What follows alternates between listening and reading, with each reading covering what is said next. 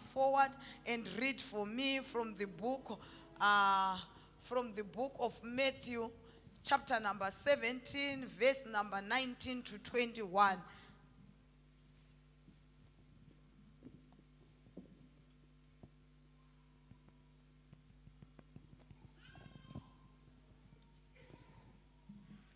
Ipapo vadzidzi vakauya kuna Jesu vari voga vakamubvunza vachiti, ko, takonewa sei kuridzinga?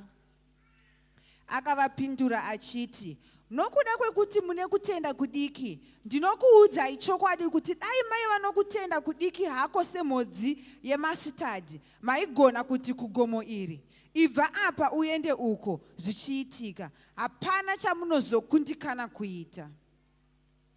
Asi rudzi urwu rwomweya runongobviswa chete nokunyengetera nokutsanya. Thank you.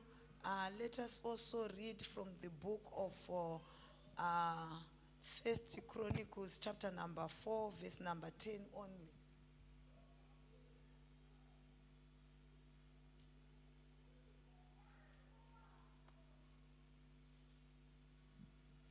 Jabesi akachema kuna Mwari waIsraeri achiti, haiwa, dai mandiropafadza mukakurisa nyika yangu, ruoko rwenyu ngaruve neni, uye rundichengete kune zvinokuvadza kuitira kuti ndisarwadziwa.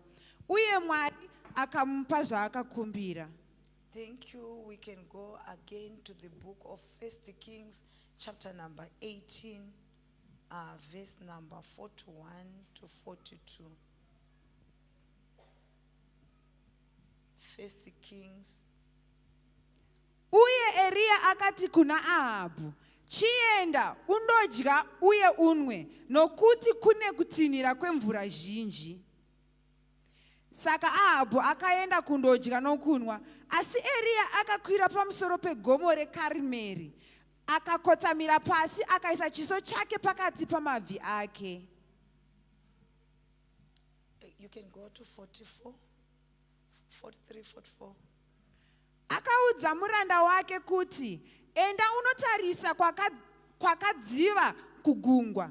Akakwira akandotarisa, akati, hakuna chiriko uku. Eria akati, dzokerazve kanomwe. Thank you.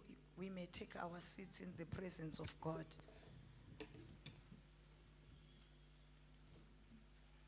Hallelujah. Tanga tiri pa musangano une theme yekuti praying power. Somebody shout praying power. Somebody shout praying power. Hakuna simba rinokunda simba rekunamata. Uye zvakare hakuna simba rinobvisa zvirevo zvakaiswa muvanhu zvinokunda simba rekunamata. So I want you to understand that prayer is a powerful weapon. Prayer is a powerful weapon that changes situations. No matter the situation is very difficult, but when you pray, things will come for the better. Hallelujah. So as we are wrapping up our conference, takuenda kudzimba dzedu tichinotaurirana nezvinorwa nesu tichizvikunda mumunamato. Amen na amen. We are going to conquer everything that fight against us with prayer. Somebody shout prayer. Somebody shout prayer. Somebody say, I depend upon prayer. Prayer is my food. Prayer is my lifestyle. That's why the Bible says, pray without ceasing. Prayer in our season. Prayer upenyo. If we don't pray, we die. If we want to live, we have to pray. Pray always. When things are good, pray. When things are bad, pray. Prayer, let prayer be your lifestyle. Amen, amen. Kuna dzimwe shasha dzokuti kana mukamuona achuya kuchechi mazuva ese mutoziva kuti hazvina kumira mushe. Kana zvinhu zviri right, anenge akarelaxa. But iwe neni ngatizive kuti isu tinorarama nemunamato. Hallelujah.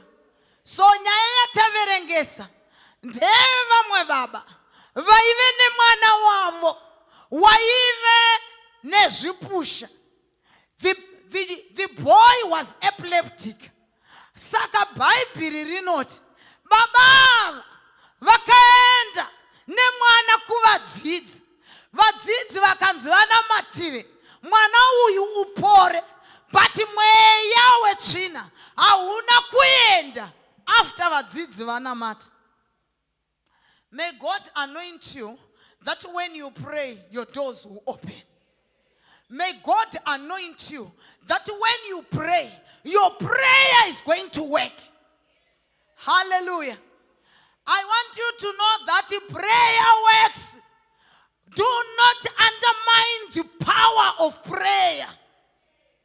Prayer works. Sanyeperwe nevanhu zinza shamwari zvekunamata namata izvo. Kunamata kunoshanda. Ndine imwe testimony. I think mfundisi munomuziva Teri mwana wedu. Mwana wa sisi wangu ini. Sisi wangu akasosha. Saka patakauya kuno ku South Africa.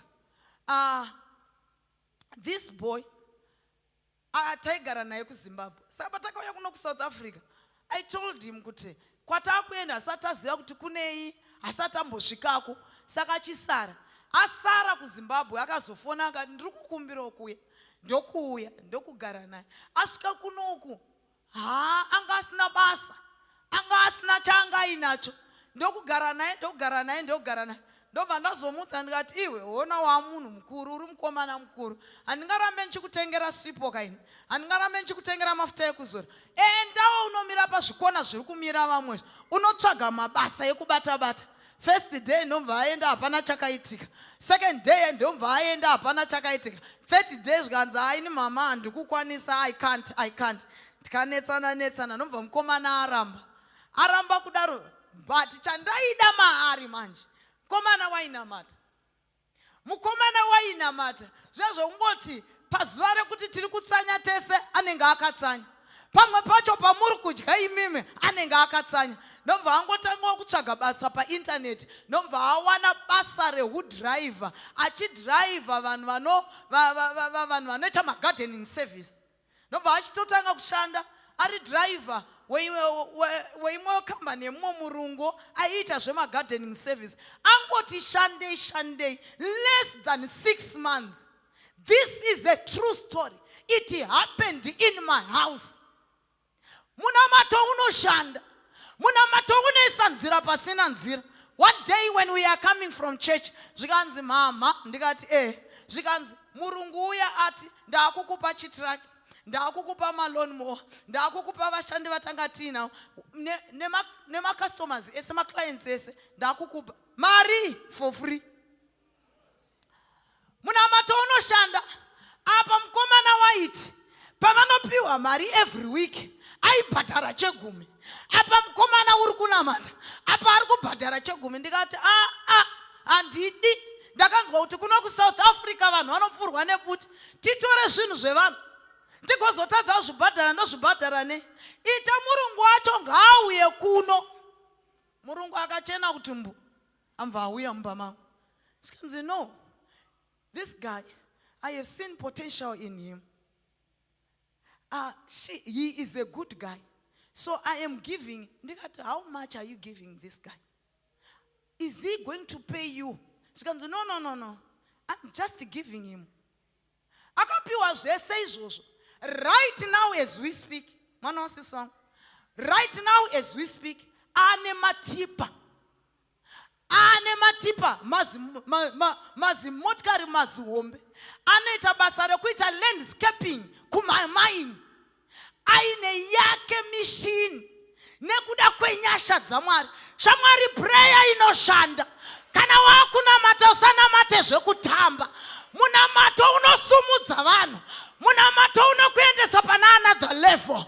I am being reminded of the man called Jabez. Zvinonzi Jabez. Wakatumidzwa zita rokunzi Jabez naamai vake nokuti wakanga vakamutumidza zita rokuti Jabez. But Jabez haana kuramba akanyarara, akachema, akanamata kuna Mwari waIsraeri, akati, oh God bless me indeed. Mfundisi, vanhu vamuchechi vanokuda wakadai, musi unokanganisa mwana wako, vanhu vanoridza bhosvo, vanhu vanotanga kutaura, unoziva unofamba wakapfeka asi usina kupfeka. Unonyeperwa kuti munhu akapinda mumadrugs abude nenyasha dzaMwari, nemabvi aya tinokunda zvisingakundike, nemabvi aya tinotenga zvisingatengeke, namabvi aya tinoenda kure. Kunamata kunobhadhara, kunamata kunoisa nzira pasina nzira, kunamata kunoda vanotenda.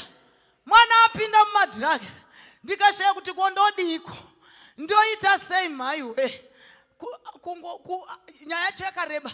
But one day ndakamuka ndakananga mberi uko kweKalineno, ndikati shamwari hande vadati driver motikari yangu. It was a Monday morning. Apinda motikari tiri tu iye nene, takusvika kumasango uko tikaona mashops anga ari mukatikati, kumastoro chero.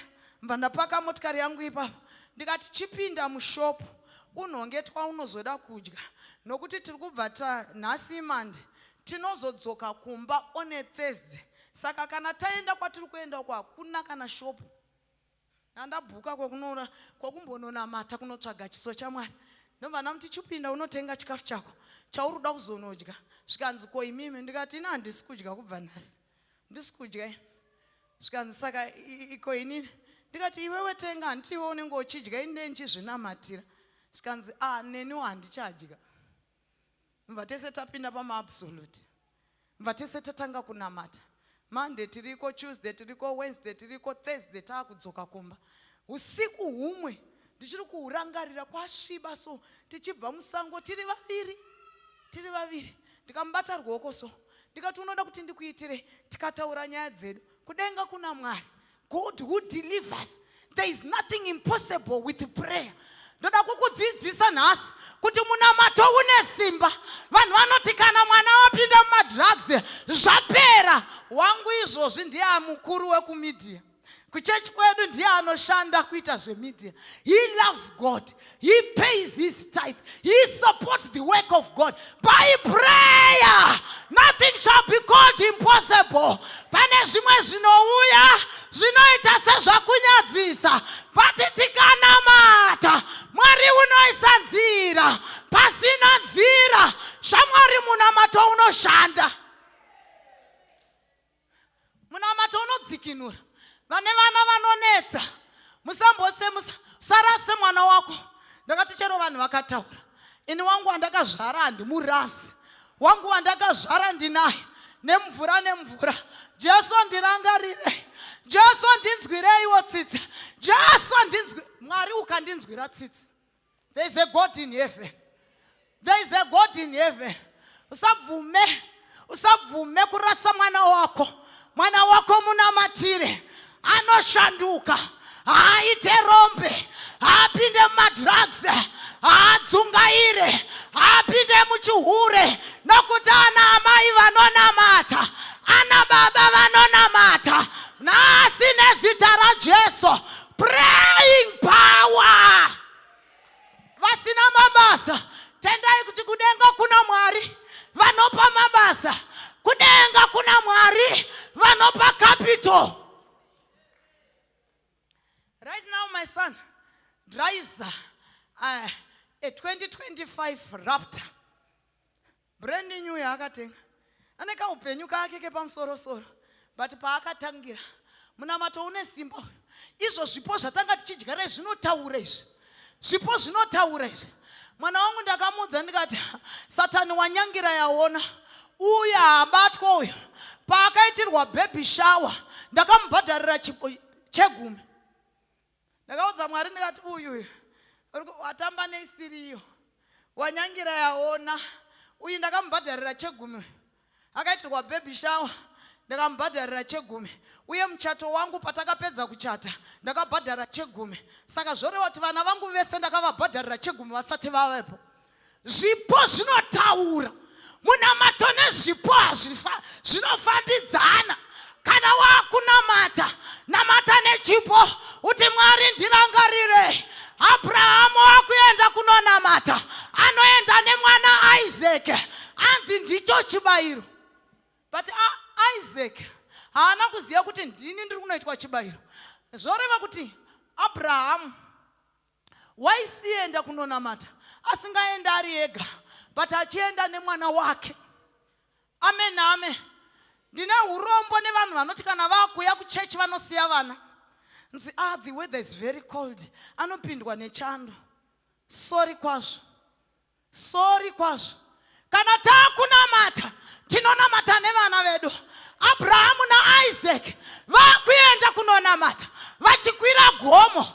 Isaac anoti kogwaya narechibayiro riripi. Zvoda kuti Isaac akanga achiziva kuti patinokwira gomo, tinokwira tine gwai. Yanga isiri first time yokuti Isaac anokwira gomo nababa. Aitoziva Isaac kuti ndinogara ndakakwira gomo nababa.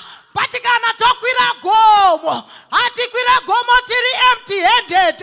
Kana tokwira gomo, tinaenda negwayana rechibayiro. Ndine vanhu here mangwana masikatana. Amen na amen. Kana uchiuya nevana kuchechi, sangovati endai, ipa mumwe nemumwe offering.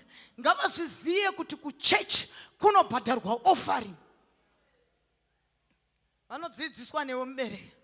Hallelujah. Amen na amen. Today you are going to have a breakthrough because prayer is power. Prayer is power. I don't know why Pastor gave us this theme, takupinda mu second decade. I think vari kureminder kuti zvese zvatakaachivha pano paRudabot hatina kuzviachivha nesimba redu, but zvese zvatakaachivha panzvimbo ino takazvinyengeterera. Unonzwa hana akutaura, aropafadzwa nemwana Samuel, anomuti uyo anonzi Samuel, zvichireva kuti for this I prayed for. For this I prayed for. This one did not come chete, akauya nemunamato. Maskata nhasi toda kupinda mugiya rekunamata. Pane zvinhu zviri kufanira kuuya nemunamato. This is my car. For this I prayed for. Muchawana motikari dzinenge dzichinzi for this I prayed for. Uchawana marriage inenge ichinzi for this I prayed for. Uchawana imba inonzi for this I prayed for. Uchawana stand inenge ichinzi for this I prayed for. Oh my God. In the name of Jesus of Nazareth. Praying power. Somebody shout praying power. Praying power. If you want to see miracles in your life, pray. If you want to see miracles in your life, pray. Do you hear somebody? Do you hear me? Pray. Mukunamata akudi vanhu vane usimbe. Mukunamata kunoda vanhu vari violent. The kingdom of God suffereth violence, and violence shall be taken by force. Kana takunamata tinoita zvenjambanja. Kana takunamata hatitambe nemunamato, hatitambe nemadhimoni. Tinoudza mweya yetsvina kuti muna mugarwe. Tinoudza mweya yetsvina kuti zvangu hazvibatwe. Amen, amen. Nemunamato nhasi vane zvirevo zvavakaiswa pamusoro poupenyu hwako zviri kushandurwa. Vane mhiko dzakaiswa pamusoro pavo nhasi dziri kuparara. Andinomunzwa Mwari, ndinomunzwa Jehovha. Yabakahaya. Verenga kubhuku raEsther. Zvinonzi Esther, maJudha ese anonzi akuurayiwa. maJudha ese anonzi akuurayiwa. Sezvakataurwawo muno muSouth Africa, zvikanzi maforena ese haachadiwa munyika muno. But aiwa, tamira sevana vaMwari. Zvirevo zviri kuchinja masikati anhasi. Pano pari kuzonamatwa. Hatinamate minamato esadza, tinonamata minamato ine results. Kana taakunamata, tinonamata zvinobatika. Tangible. Ndakataurira dzimwe hama kuti tikaenda kuprayer kana tikaenda Friday, Sunday inosvika. Whether waenda kuprayer, whether hauna, Sunday inoita sei? Saka hatina mate kuti mazuva apere, nokuti mazuva agara itsika yawo anopera. Mwedzi itsika yawo ukatanga unopera.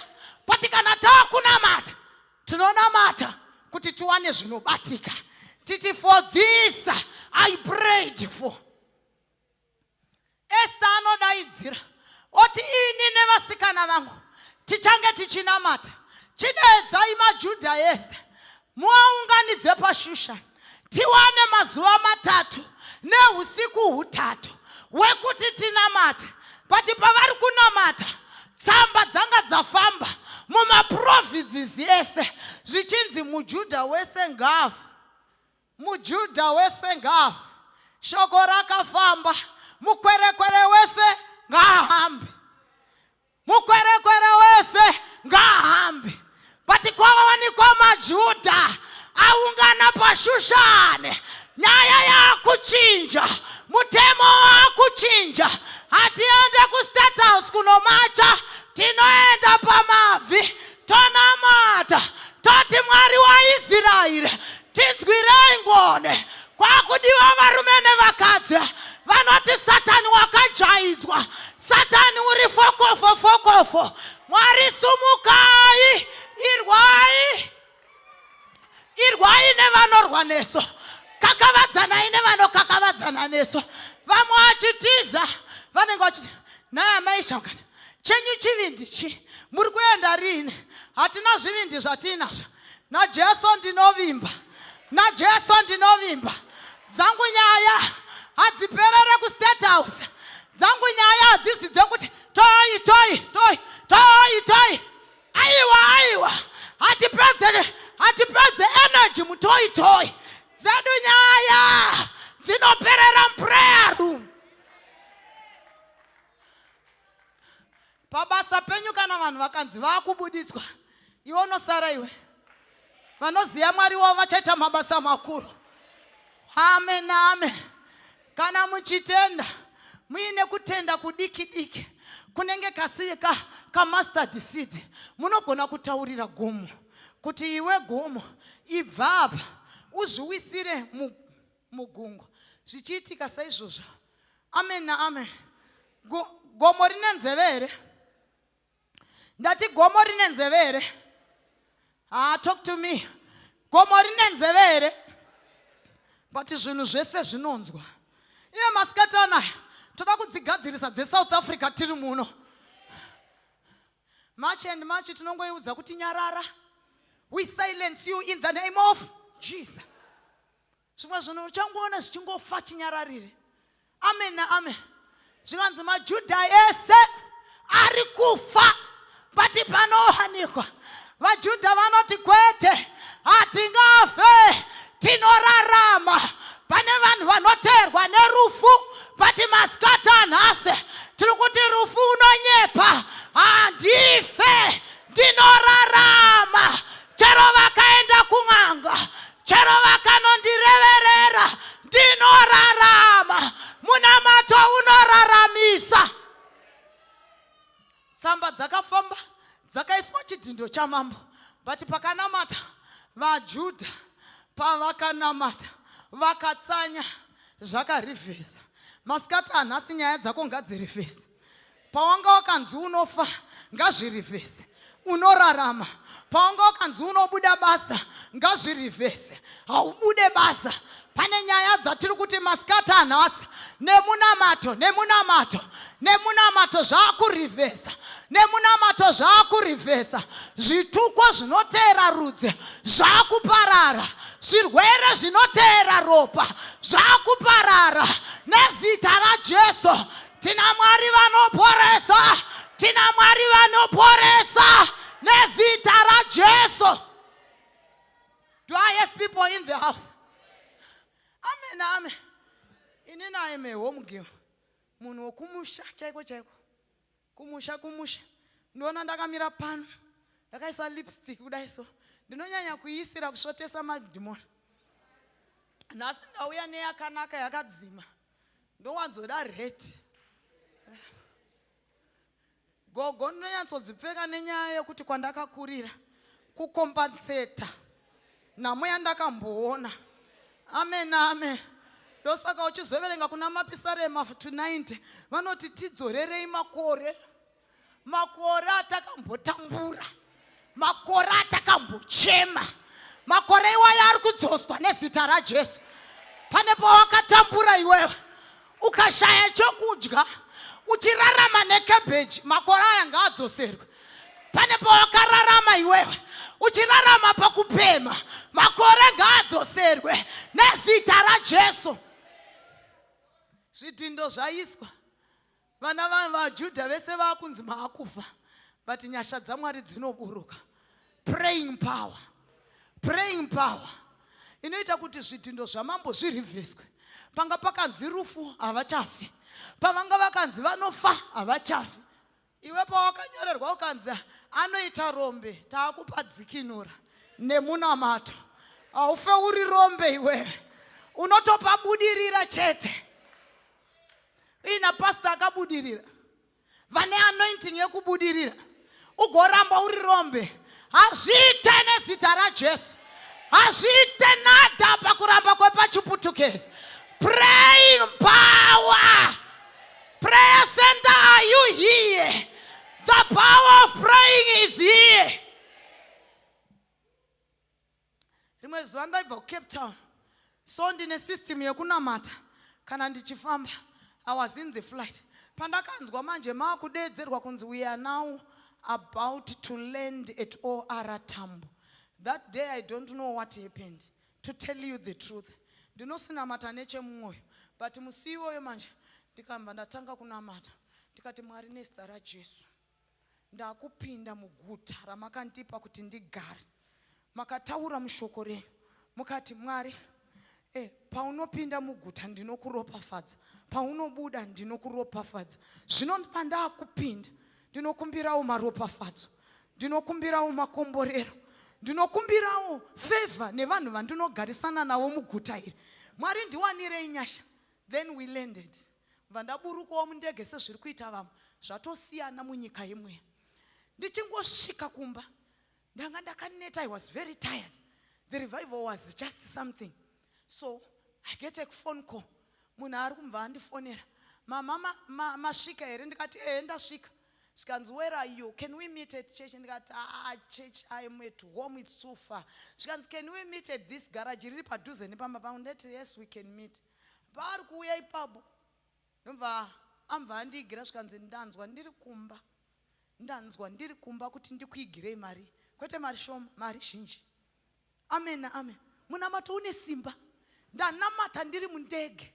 Ndikati Mwari ndakupinda muguta, makati paunopinda ndinokuropafadza. Atouya makomborero. Ndichipinda mumotikari achipedza kundipa mari, ndikati Mwari ndinokutendai nemaropafadzo. This is a beginning. Ndoda kuti unzwisise kuti kumwe kunyarara unozvivharidzira maropafadzo ako. Get into the spiritual realm. Be a prayerful person. Usatambe nevanhu vese vese. Vanhu vese vaona vauya vakuchechiwa havana agenda imwe chete. Vamwe vakauya kuzoungana kungoti panoungana mashona. Vamwe vacho ndivo vanouya kuzoita show off. Iwe ziya nyaya dzako. Ukasaziya nyaya dzako unofa uri muchechi. My God, how many of us are saying prayer? Praying power. Praying power. Iwo masikati anhasi handizive kuti kumba kwako kwakaita sei. Rega kuramba murume wako, rega kuramba mukadzi wako because of the chaos iri mu marriage. But namata zvipere. utange kuona marriage yako yaane chiedza, utange kuona marriage mako maakudanana nezita raJesu weNazareta. Mwari wedu ndiMwari vanoshandura masituations. Amen na amen. VaJudha vese vakararamiswa, kwete nokuti Esther akanga ari queen, vakararamiswa nemunamato wavakanamata 3 days and 3 nights. I want to tell you, your situation haidi zvesadza. Your situation iri kutsvaga munhu anonamata. Nyengete rauone simbaro munamato rinopi Sansinorema Yekete Rauni Yekete Rauni Sibaro Munamato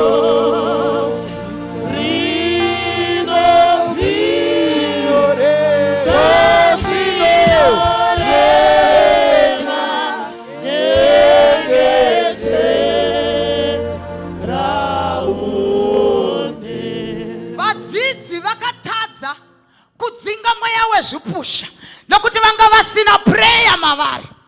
Amen na amen. Zvinhu zvese zvine nzeve, mweya yetsvina ine nzeve.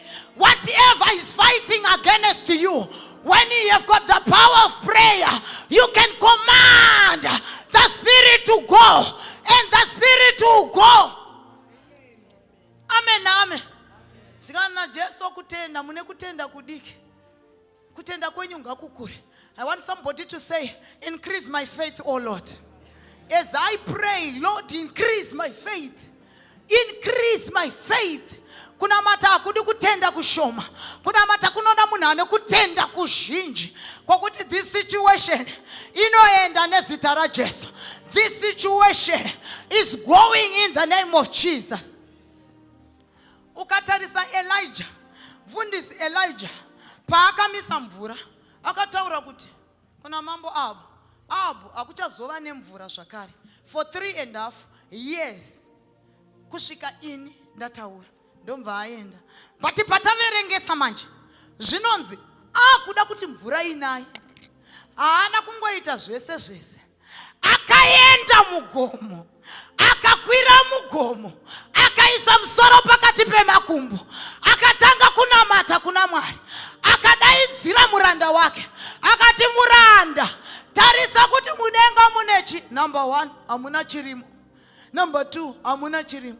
Number 3, hapana chirimo. Number 4, hapana. Usanete pakunamata. Kana zvingasaita nhasi, mangwana ndinonamata futi. Kana zvikaramba mangwana, ndinonamata futi. Ndinoramba ndichinamata kusvika zvaita. For 7 times muranda achienda achiti hapana. Rechi 7 ndopaanoti ndaona kachanza kanenge keruoko rwemunhu kegore rakasvibira. Zvikanzi zvaita ndokutenda. Increase my faith. Denga rese rakajeka, but panongori nekachanza chete. Ndoda mumwe munhu ari kutenda kuti rwendo rwunoira kubasa kwangu, promotion is coming. Rwendo rwunoira kubasa kwangu, salary increment is coming. Can I talk something? Zvinhu zviri ordinary ndezvemunhu wese hauzi munana. Ukapora wanwa mapiritsi, vanhu vese vanozviziva kuti ukanwa mapiritsi pain inoenda. But pane zvimwe zvatakuda kupinda mugiya racho zviri extraordinary, zvokuti hazvizi ordinary. It's not natural. Nyasha dzaMwari dzikaburuka zvikanzi zvatoita. Ndaakunzwa kunaya kwemvura zhinji, ndaakunzwa kuti mvura zhinji iri kuuya. Mumwe munhu ngaatange kuunzwa maungira emvura zhinji kuupenyu hwake, kuti mu2nd half ino ndinonzwa kuti matenga azaruka. Mu2nd half ino ndiri kunzwa kuti zvangu zviri kuzoita. Zvikanzi mvura zhinji yakuna. Can I tell you something? 0 is just a number. It's a nothing. Pavangonzi 0, hapana chiripo. But if that is 0, it's just going to be added at the end of your salary. Kana panga pakanzi 10,000. Pakazongoneedzerwa kamwe ka 0. Yamari 100,000. zviri nothing izvozvo zvikaederwa muupenyu hwako nekunamata zvinoreva something. Pane imwe nyaya yandinoda kuti nhasi panapa wakanamata zvikaita sezvaramba, but don't give up in prayer. Wakanamata zvikaita sezvakanyarara, but don't give up in prayer. Ndinomutenda Mwari uyu nokuti ndimwari anoita zvinoshamisa. Like I have said before, my son is no longer doing drugs. Kwete kuti akaendeswa kurehab, ndakaenda naye kurehab yemunamato, akanoshandwa namweya mutsvene, akauya akaswatanudzwa. Masikata nhasi vanhu vane maissues handeinawo pamberi paMwari uti Mwari situation yangu, nyaya dzangu Mwari. Mumwe anditi takambonamata but hapana kuita change. Elijah akaisa musoro pemakumbo, aisa busumudza musoro, aibvunza muranda kuti muranda waonei zvonzi. Denga rakati jejeje, kune zuva hapana chiriko. Iye otanga kunamata zvakare. Ramba uchinamata, ramba uchinamata. Munamato unoda munhu ari consistent. Munamato unoda a woman of persistence. Unoda a man of persistence. Anoti I don't give up. Hallelujah. Jesu vataura nevadzidzi. Anoti kuvadzidzi, zvekudya chaizvo chaizvo ndiyo nyama yangu, nezvekunwa chaizvo chaizvo ndiro ropa rangu. Vese vanga vakamukomberedza vakati murume anopenga uyu, hatidye nyama yemunhu isu, hatinwe ramba remunhu. Nobva vese vatanga kuenda vachibva pavari. Vadzidzi vakasara vakamira. Zvikanzi masarirei? Zvikanzi nevadzidzi ndekupi kumwe kwatinoenda kune upenyu. Mumwe munhu ngati handina kumwe kwandinoenda kune upenyu kudarika muna Kristu Jesu.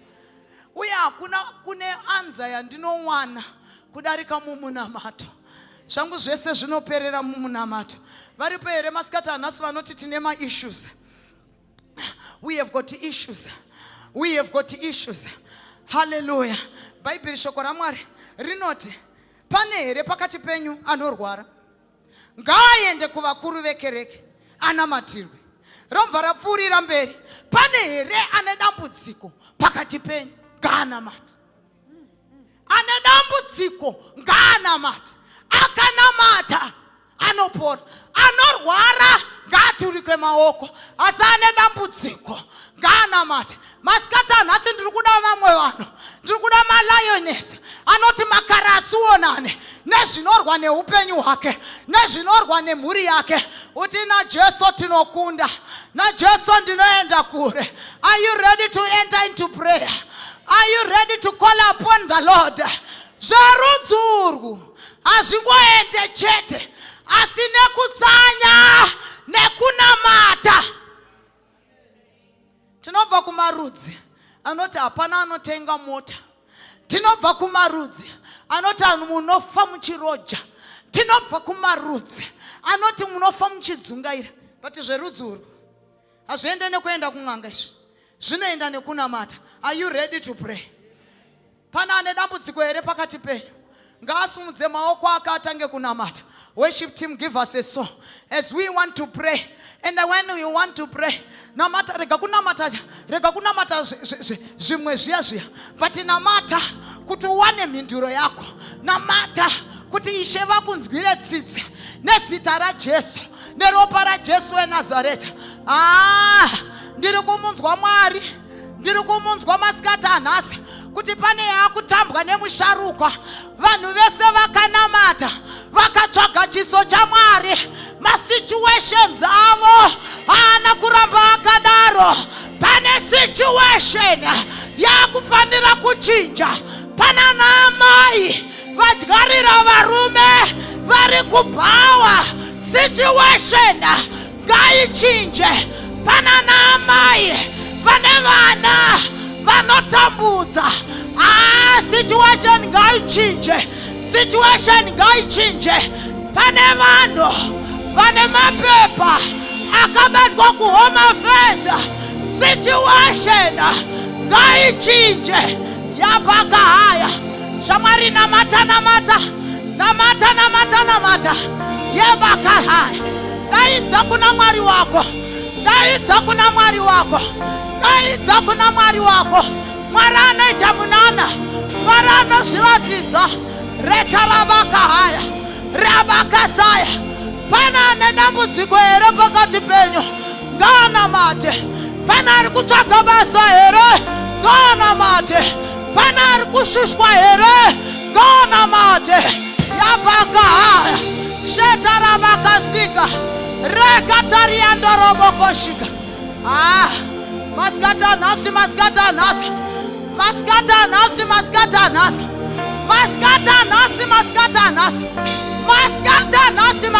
nasi.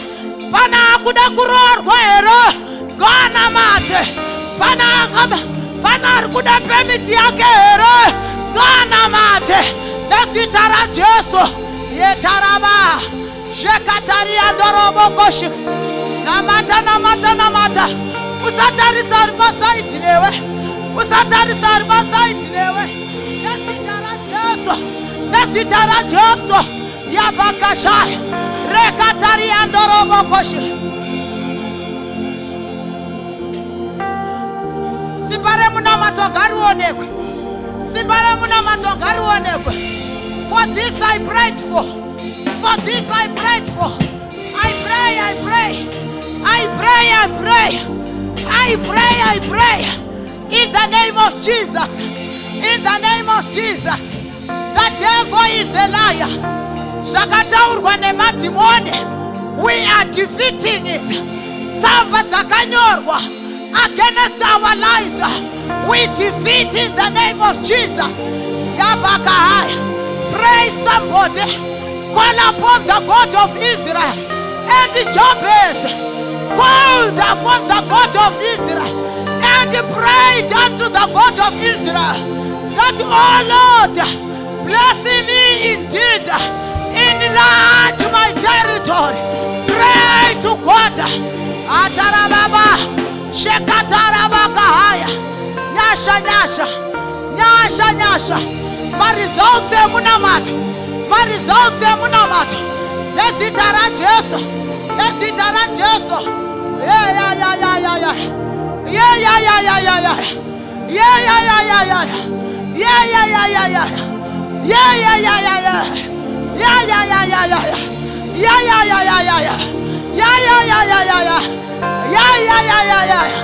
Usavume kubude muno wakatakurana nedambudziko. Nezita ra Jesu. Cast your burdens unto Jesus, for he cares for you. My Lord, my God. Zvakamira ngazvitange kufamba nezita ra Jesu, neropa ra Jesu. Simba raakatipa rinokunda zvose. Isimba rekunamata. Simba raakatipa rinokunda zvose. Isimba rekunamata nezita ra Jesu.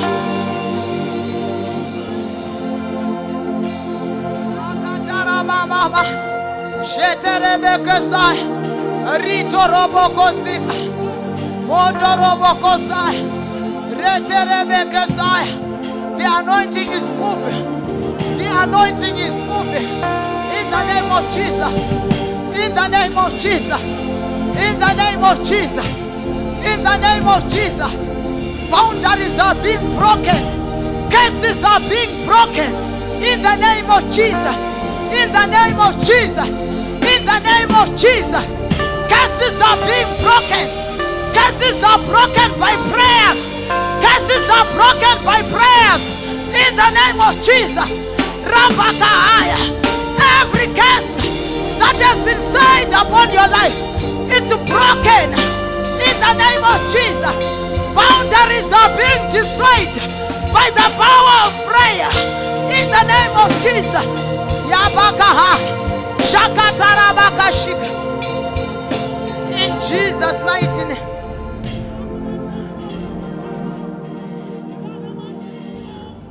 Oh my Lord, in the name of Jesus. Mufundisi, pamasumuka mchiti ngatinamate kuti those who curse us, may they be cursed. Those who bless us, may they be blessed. Mufundisi, maita kunge muri kutaura neni. During the week, somebody sent me an audio. Akati, mama, ndakurotai. But ndanga ndichida kukutengera Juvet. You know, Juvet, it's not something big. It's something. Chinhu chinongoshandiswa mumba. But pasumuka mumwe mukadzi wemuchechi. Akati, usavapi. Zvimwe zvinhu zviri kukunetsa, pane vanhu vari kuzvivharidzira. Zvisati zvatombosvika kwauri. Pavanga vachitaura so, ndanzwa kuti Mwari, breakthrough yangu yasvika. Because you have already revealed. Because during the week I was praying for it. Mwari, zvinhu zvangu zvinobatwa zvichivharidzirwa munyika yemweya ngazviregedzwe. Ezvinezvi tinangoti for the next 2 minutes mune munhu chimbokanda mamissiles emoto wamweya mutsvene. Kune munhu wega akabata prayer yako, akabata zvinhu zvekumba kwenyu, akabata mabreakthrough ako. Zvikanzi ndakanzi usavapi kuhondo kuhope uko. Zvoreva kuti zvisati zvasvika kwandiri munyika yemweya zvarambidzwa. And there is no way uyo atoita mushe andifonera ini ndakunamata ndichiziva pandakananga. Pauro anoti kana tonamata hatinamate setinorwa nemhepo, but tinorwa tichiziva patakananga. Saka ndakunamata ndichiti mweya inoita kuti zvinenge zvichifanira kusvika kwandiri zvidziviswe ngaiparare. Rega ndikutaurire ini kana ndasvika panyaya yekunamata handina kana title iri pandiri. I am a child of God. Kana Satana akagona kuenda kuna Jesu, kuzoti kune mufundisi, kuzoti kuna mudhikoni, kuzoti kuna elder, anokusvikira, anorwa newe. The devil is a liar. Zvakabatwa zvako ngazviregedzwe. Pane vanhu vakaisa ma-applications ku Home Affairs kudhara evamwe ari kubuda but yako inoramba yakabatwa. The devil is a liar. Ngairegedzwe nezita raJesu. Pane vanhu vakabatirwa ma-business transactions munyika dzemweya. Already they have been released this transaction. But pane muchinda wePersia, pane mweya yetsvina yakazvibata, but wanyangira yaona. Neprayer tinozviwana. Takutaura moto, regedza changu chese chakabatwa. Amen na amen. Unoziva apo ningochiona mwanasikana anogeza akanaka but hapana anomuona. Anofamba ine tsamba yakanyorwa kunzi rejection, isingaverengwe nevamwe vanhu vose. Akawana mukomana waanomuda ndiye anogona kuverenga pakanyorwa kunzi rejection. Vamwe vese pamunomuona you say, you are nice, you are very beautiful, you are looking good. But kungowana bedzi mukomana anenge achiti muda panenge pakanyorwa kunzi rejection. But today, in the name of Jesus, we are cancelling everything against our lives. Nonzwa shoko raMwari rakutaura kuti wakadzima rugwaro rwairwa nesu pamuchinjikwa. Chese chairwa newe chakaripirwa naJesu pamuchinjikwa. Are you ready to pray? Are you ready to pray? Praying power. Tichibuda munomu ndiri kudzokera kumba kwangu with this stature yavanoziva, but pari kudzokera ndashanduka. Amen na amen. Madhimona anga akakugarira mu2nd half muno kuti hapana chaunobata, apise nemoto, aparadze. Izvi zvese zvamuri kuona izvi hazvina kuvinga vazhinji. Pane munhu anenge akavingwa kunzi hauprogress, hauna chaunobata, wotanga kurwisana. Zvinoita kunge zvauya to the nation, but it's not for the whole nation. It's for a specific person, a specific family. Yauya kuzorizwa kuti inde pasi. But the devil is a liar. I say the devil is a liar. No more limitation, no more boundaries, no more rejections. May God connect you with your divine helpers. May God connect you with people who are influential in the society. May you not be the tail but the head. Hazviwanikwe zvinhu zvaMwari zvinodhura. My blessings anodhura. haangowanikwe chete, anonamatirwa. Kunamata, it's not a joke. If you want to see that prayer is not a joke, start praying and then look on your phone. Unozviona kunge wanamata stereki wanamata 2 minutes. Because zvinodhura izvi. Anointing inodhura. Kana mufundisi wako kunamatira uchitenga imba. Anointing inodhura. Aita 4 days, 4 nights asina kudya. Anointing haiziye manga. Like what we think. Anointing inodhura. Mvura ingonaye. Mvura inoisirwa musoro pakati pemakumbo kuti iburuke.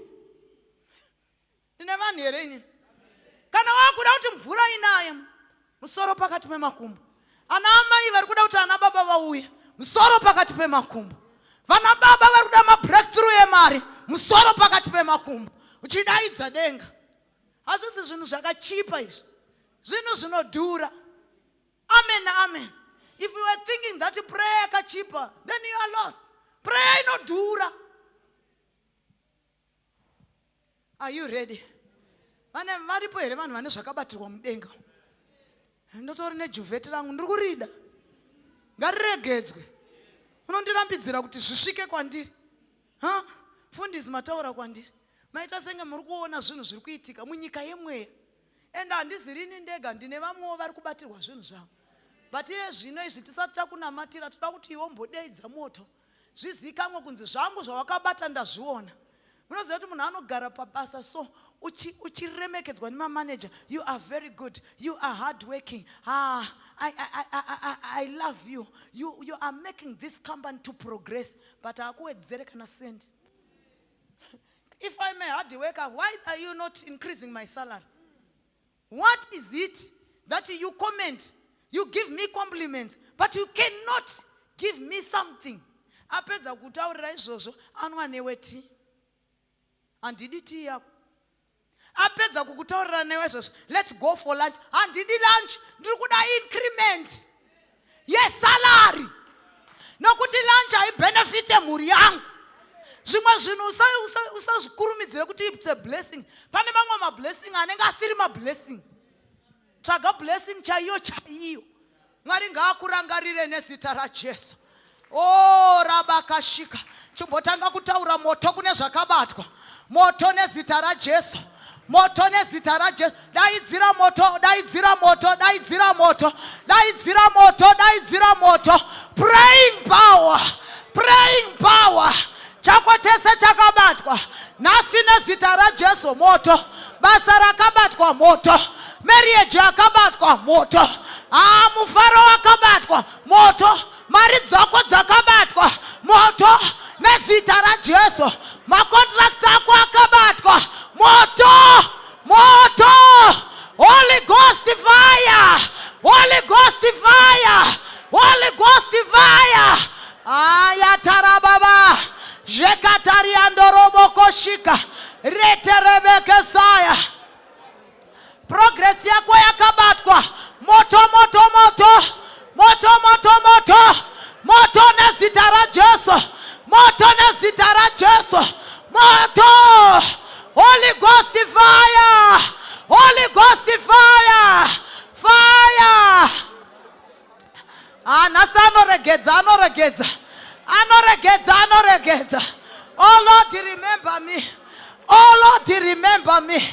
I come against the spirit of false hope. I come against the spirit of near misses. I come against it in the name of Jesus. Etarababa shenderebekesaya. Yetarabakasiko makatariando robokosa. Yenderebekesaya. Yeterebekeshika. Renderebekesaya. Holy Ghost fire. Holy Ghost fire. Holy Ghost fire. Holy Ghost fire. Holy Ghost fire. Holy Ghost fire. Holy Ghost fire. I come against the spirit of anti-progress. I come against the spirit of anti-progress in the name of Jesus. Regedza zvangu zvawakabata. Regedza nezita raJesu. Regedza nezita raJesu. Handife ndichidzungaira. Handife ndiri murombo. Handife ndiri wepasi. nezita rajesu. Yetarabakashika, yendarabakasaya, sheterebekesaya, nezita rajesu. Eria tatatata, renderebe. Ma breakthrough ari kutoburuka. Ma breakthrough ari kutoburuka. Pane chanza chinenge cheruoko rwemunhu chakasvibira nezita rajesu. Pane mvura zhinji yakuya nezita rajesu, neropa rajesu eNazareta. Yetarabakashika, retarabakahaya, yenderebekesaya, muzita rajesu, neropa rajesu eNazareta.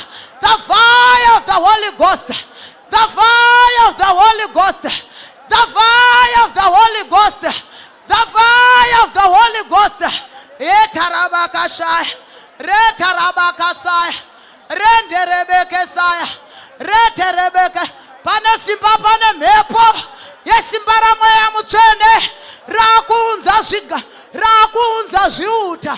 Pane simba rehondo reMweya Mutsvene rakuunza zviuta nezita raJesu, nezita raJesu. Yatarabakashika, yetarabokosaya, neryandorobokosaya, yetarabababa, yendarabakashika, yendarabobobo, yekatariandorobokosaya. In the name of Jesus, in the name of Jesus. Yakunaya mvura yemakomborero, yakuya, yakuya nezita raJesu eNazareta. The devil is a liar. The devil is a liar. The devil is a liar. In the name of Jesus. Aubatirwe zvinhu zvako. Aubatirwe zvinhu zvako. Aubatirwe zvinhu zvako. Aubatirwe zvinhu zvako. Aubatirwe zvinhu zvako. Aubatirwe zvinhu zvako. Nezita raJesu. Namata, namata, namata. Namata, namata, namata. Namata, namata, namata. Etarabobo, sheterebeke satoro, sheterebeke sika, enderebeke sandarabaka, sheterebeke sika, retaroboko sika, neriandoroboko high. In the name of Jesus, in the mighty name of Jesus. Oh, reterebeke sika, neriandoroboko high. In the name of Jesus. For a miracle, faith in God. For a miracle, faith in God. For a miracle, faith in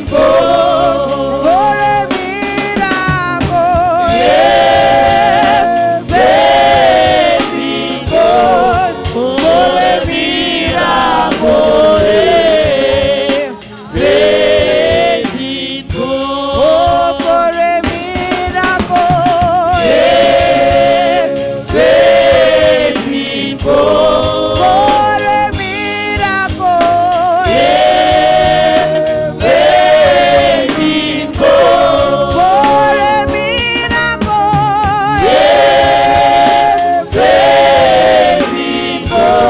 For a miracle.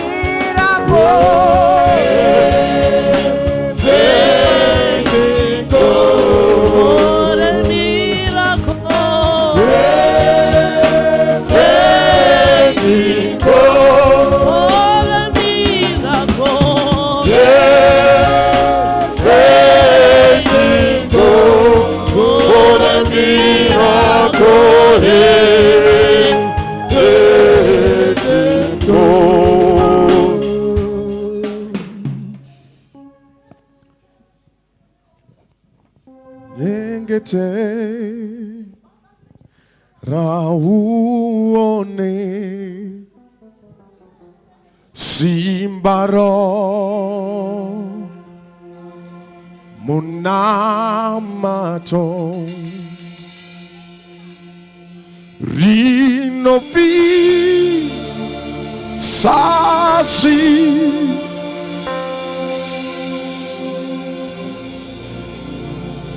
Yengete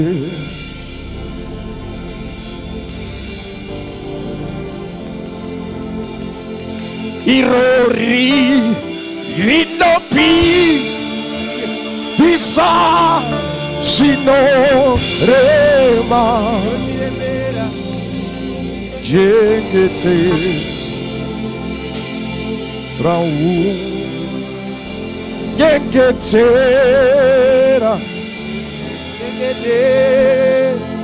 Raul Simbaro Simbaro Munamato Rino Pisa Rino Pisa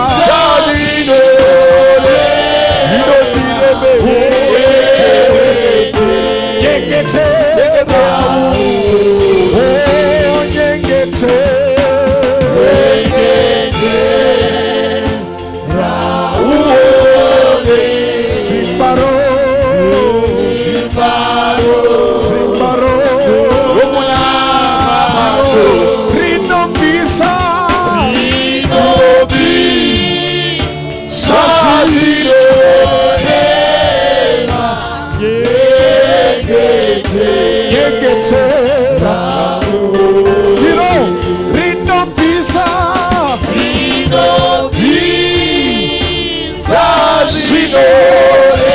zvinorema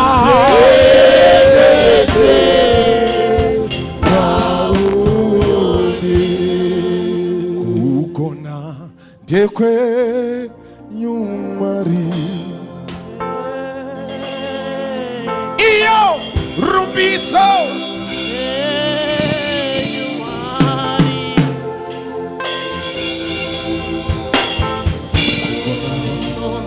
ndekwenyu Mwari rumbidzo ndeye iyo rumbidzo ndeyenyu Mwari rumbidzo rumbidzo ndeyenyu Mwari rumbidzo ndeyenyu Mwari kukona ndekwenyu Mwari kukona ndekwenyu Mwari kukona ndekwenyu Mwari rumbidzo ndeyenyu Mwari rumbidzo ndeyenyu Mwari rumbidzo ndeyenyu Mwari rumbidzo ndeyenyu Mwari kukona ndekwenyu Mwari kukona ndekwenyu Mwari kukona ndekwenyu rumbidzo ndeyenyu rumbidzo ndeyenyu Mwari rumbidzo ndeyenyu rumbidzo ndeyenyu Mwari kukona ndekwenyu Mwari kukona ndekwenyu Mwari kukona ndekwenyu Mwari kukona ndekwenyu Mwari rumbidzo ndeyenyu Mwari ndeyenyu Mwari rumbidzo ndeyenyu kukona ndekwenyu Mwari kukona ndekwenyu